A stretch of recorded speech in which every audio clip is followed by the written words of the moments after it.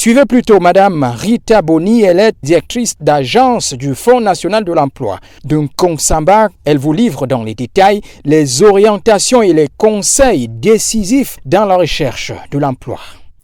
Tout chercheur d'emploi doit savoir que la recherche de l'emploi tourne autour de trois axes principaux, qui sont la connaissance de son profil, la connaissance de son marché, c'est-à-dire les entreprises qui sont susceptibles de le recruter,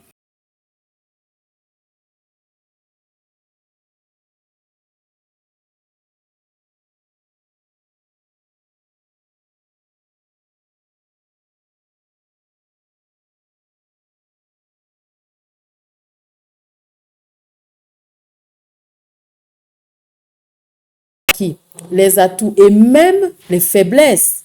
Chacun doit connaître ses qualités et ses défauts, ses forces et ses faiblesses, parce que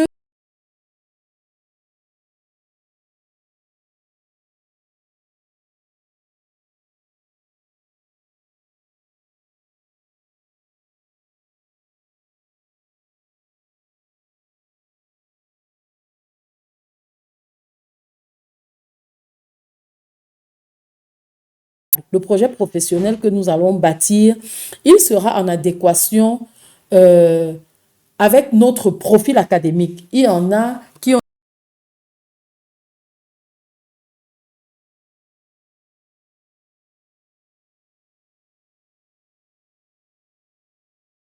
C'est quelqu'un qui ne connaît pas son moi personnel et son moi professionnel. Il n'est pas encore prêt sur le marché du travail.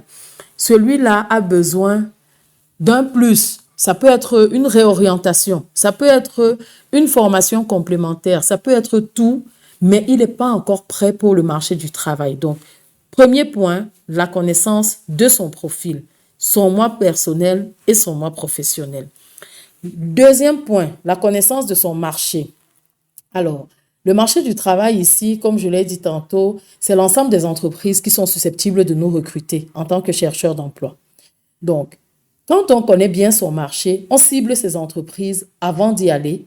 On prend des informations sur l'entreprise en question avant d'aller y déposer une candidature, que ce soit en candidature spontanée ou en réponse à une offre d'emploi. On voit souvent des gens qui ont un profil, je dis vraiment n'importe quoi, mais ça c'est ce que j'ai déjà vu à l'époque où j'étais en stage dans une banque. Vous voyez quelqu'un qui a un diplôme en menuiserie, il n'a pas une autre formation, il est menuisier de formation, il vient déposer sa demande d'emploi dans une banque. Sincèrement, ça c'est quelqu'un qui n'a pas étudié son marché. Il le fait peut-être pour avoir la conscience tranquille parce que quand le parent va rentrer le soir, il va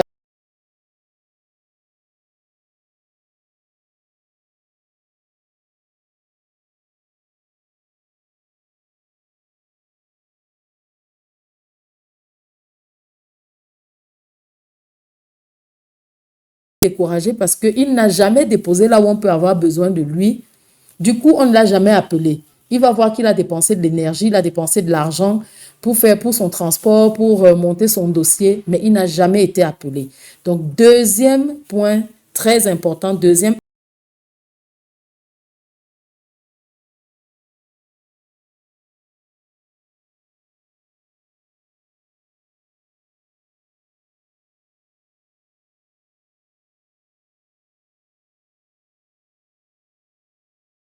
Mais ça devient un document commercial, en fait.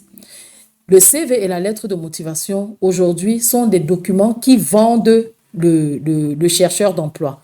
Donc, quand les chefs d'entreprise tombent sur votre dossier de candidature, ils doivent être attirés, ils doivent avoir confiance au candidat que vous êtes, ils doivent avoir envie de vous appeler pour un entretien pour que vous leur confirmiez ce qu'ils ont lu dans votre dossier.